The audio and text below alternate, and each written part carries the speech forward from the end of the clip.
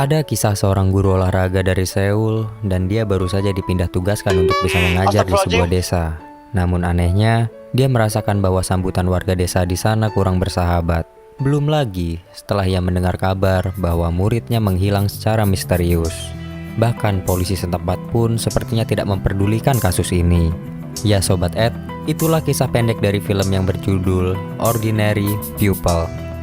Dan bagaimana kelanjutan kisahnya secara lengkap? Tanpa banyak bacot lagi, langsung aja kita ke alur cerita filmnya.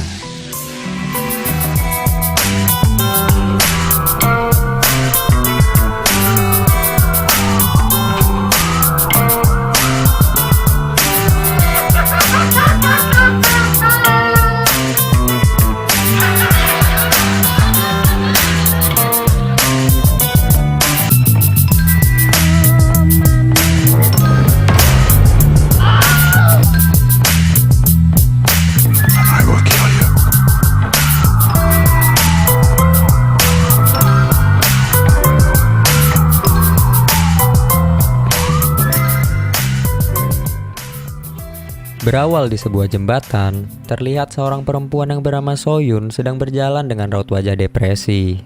Namun tiba-tiba, muncul sebuah mobil yang menghadang dirinya di depan. Di sisi lain, ada seorang pria yang bernama Yokchol datang ke restoran. Ia memarahi teman-temannya di sana, lantaran Yokchol menganggap bahwa guru yang melatih anaknya itu seorang penipu. Tak terima disebut penipu, pertengkaran pun terjadi di sana. Dan lantaran membuat kegaduhan di acara makan malam, pada akhirnya, Yokchol pun dipecat dari pekerjaannya yaitu sebagai pelatih tinju. Pada keesokan harinya, Yeonsu memberitahu Yokchol untuk datang ke sekolah di desa untuk mengajar sebagai guru olahraga di sana. Namun di perjalanan, ban mobil Yokchol pun bocor di jalan. Ia pun segera menelpon mobil derek untuk bisa menjemputnya ke bengkel. Di tempat kejadian, Yokchol pun tanpa sengaja melihat brosur orang hilang di papan pemberitahuan. Sesampainya di bengkel, Yokchol pun melihat ada seorang siswi yang bertengkar di sebuah jalan. Yokchol di sini menghampirinya dan membubarkan paksa perdebatan mereka. Di sini, Yojin seorang siswi pun memberitahu bahwa jika Soyun tidak kembali, maka ia akan membunuh mereka. Lalu Yojin pun pulang. Di jalan, Yokchol bertemu seorang polisi yang bernama Dongso, yang ternyata murid Yokchol saat masih melatih tinju dengannya. Scene pun berpindah ke Yojin. Ia pergi ke rumah nenek Soyun dan sang nenek di sini sangat mengkhawatirkan cucunya yaitu Soyun. Namun, Yojin pun mencoba menenangkan hati si nenek dan akan segera melaporkan kejadian ini ke polisi.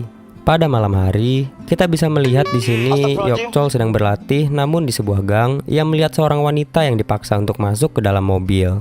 Yokchol pun sangat kebingungan dengan kota ini, dengan tingkah laku aneh warganya di sini. Berpindah ke Yojin, saat tengah malam berjalan pulang ke rumah, ada seorang pria misterius yang mengikuti dirinya di belakang. Untungnya, Yojin pun bergegas untuk masuk ke bus sehingga pria tersebut tidak berhasil untuk mengejarnya. Esok harinya, di hari pertama bekerja sebagai guru olahraga, Yokchol memperkenalkan diri kepada para wali murid di sana. Ketika jam istirahat, tanpa sengaja Yokchol bertabrakan dengan seorang siswi hingga ia terjatuh. Di sekolah, Yokchol juga bertemu dengan Yojin, seorang siswi yang ia temui kemarin ketika dirinya bertengkar dengan siswi lain di jalan. Di sini, Yokchol menanyakan kabar dari seorang siswi yang bernama Soyun, yang kedapatan bahwa 1 tahun ia tidak masuk ke sekolah. Namun di sini Yojin pun kesal, lantaran para pihak sekolah tidak mengetahui apa yang terjadi pada siswinya. Di ruang guru, Yojin pun terlihat sedang dimarahi karena kedapatan memasang poster dari Soyun. Dan ketika Yokchol sedang ke toilet, dirinya melihat bahwa ada seorang guru yang bernama Jisung kedapatan keluar dari kamar mandi wanita di sana. Di dalam toilet, Yokchol pun tanpa sengaja melihat Yojin yang sedang memanjat pagar sekolah di luar. Yokchol di sini pun langsung bergegas pergi untuk mengikuti jejak dari siswinya. Di jalan, Yokchol pun melihat kampanye dari calon gubernur di sana. Namun ada seorang pria yang berorasi bahwa semua penjabat di kotanya ini adalah seorang pembohong. Tanpa menghiraukan kampanye itu, Yokchol pun segera mengikuti jejak dari siswinya tersebut yang masuk ke dalam klub malam. Ternyata, Yojin memaksa masuk ke tempat ini lantaran dirinya ingin mencari Soyun di sini. Hampir saja perkelahian pun terjadi di sini, dan untungnya Yokchol pun datang tepat waktu untuk membawa siswinya pulang. Agak jelas lu. Di luar klub, Yokchol pun dihampiri oleh seorang wanita di sana. Dan di sini, Yojin menanyakan tentang keberadaan Soyun. Dan si wanita pun menjawab bahwa jika ingin tahu informasi lanjutnya, silakan bertemu dengan Madam Iseul. Di mobil, Yojin berkata pada Yokchol bahwa dirinya akan terus mencari keberadaan Soyun. Di sini, Yokchol pun berkata bahwa ia akan melapor kasus ini kepada polisi karena ia punya teman yang menjadi polisi di kota ini. Di sisi lain, pria yang bernama Sogwak sedang menjamu detektif di bar agar polisi tidak ikut campur dengan bisnis yang ia telah jalankan. Saat di perjalanan pulang, ternyata ada sebuah mobil yang mengikuti langkah Yojin di jalan.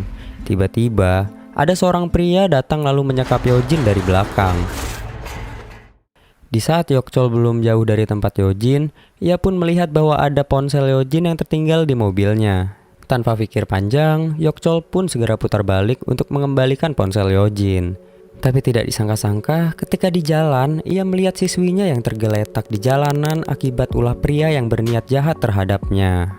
Yokchol pun bergegas membawa siswinya itu ke rumah sakit, dan di sana ada detektif yang ikut datang dan ia berkata bahwa akan menelusuri kasus ini. Di rumah sakit juga, Yokchol bertemu dengan Dongso. Ia menanyakan kasus orang hilang yang bernama Soyun kepadanya. Namun, Dongso pun menjawab bahwa membuat surat kasus ini harus butuh persetujuan dari seorang wali. Keesokan harinya, Yokchol pun pergi ke rumah nenek Soyun untuk menandatangani surat orang hilang.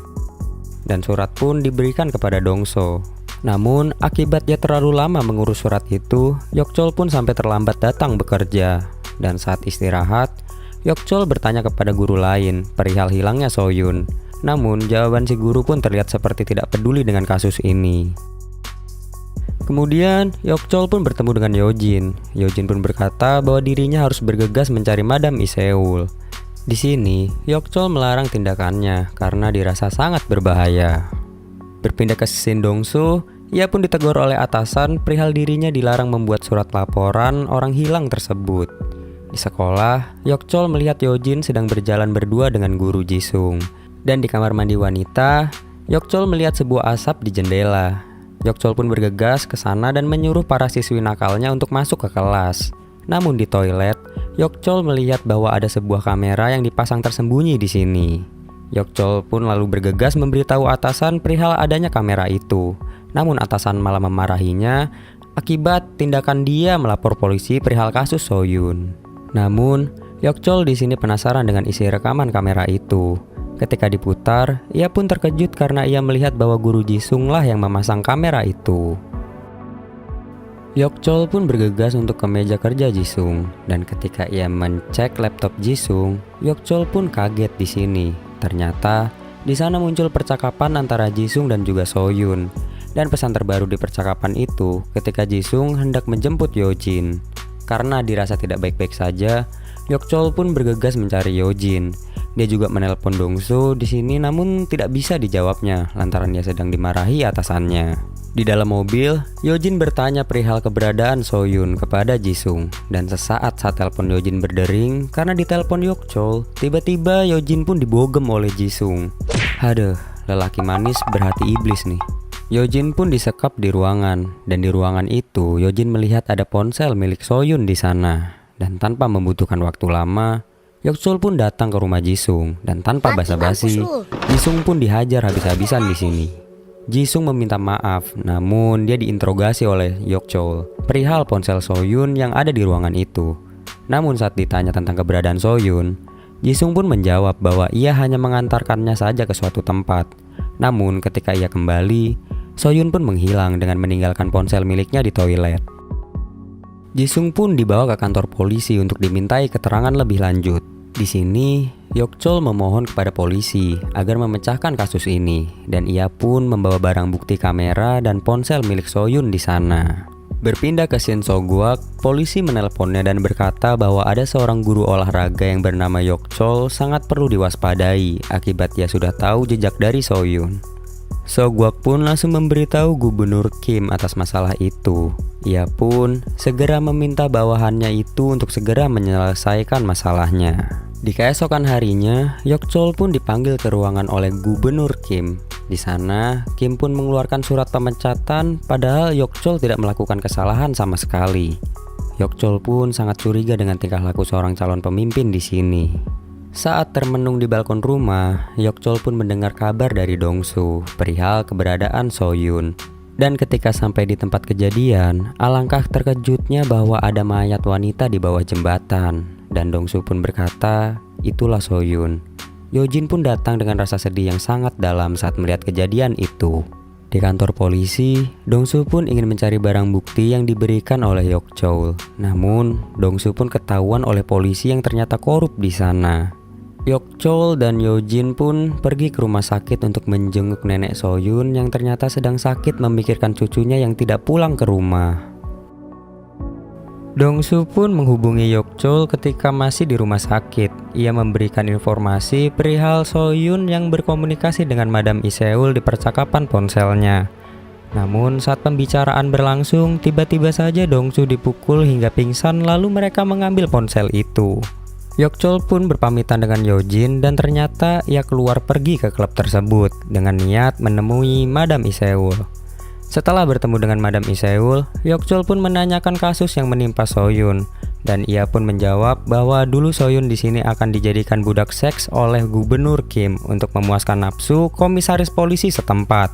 Namun So-yun pun berhasil kabur melarikan diri. Selang beberapa lama, anak buah So-guak pun datang dan mengepung tempat ini, berniat untuk menghabisi Yok-chol di sini. Tapi masalah sekecil ini sih bagi Yok-chol pun sangat mudah diatasi. Yok-chol pun menggali informasi kasus So-yun dan ia baru tahu jikalau Jisung ialah anak dari Gubernur Kim. Yok-chol pun bergegas untuk pergi menemui Yojin. Di perjalanan, ia ditelepon oleh Dong-su perihal Jisung sudah dibebaskan semalam. Dan benar saja, Yojin pun dalam bahaya di sini. Flashback saat pembunuhan So-yun, ternyata dalang dari semua kejahatan di kota ini ialah Jisung dan juga Gubernur Kim. Ia memperalat Jisung untuk menculik So-yun sebelumnya. Dan saat keadaan genting yang terjadi di rumah Gubernur Kim ini terjadi, Yok-chol pun datang masuk dan menghajar habis-habisan Jisung di sini.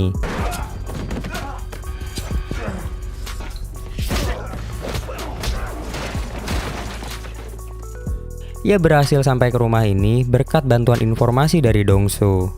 Lalu berpindah ke scene calon Gubernur Kim yang telah berhasil memenangkan pencalonan di sini. Ia pun secara resmi menjadi gubernur di kota ini berkat bantuan para polisi korup di kota ini.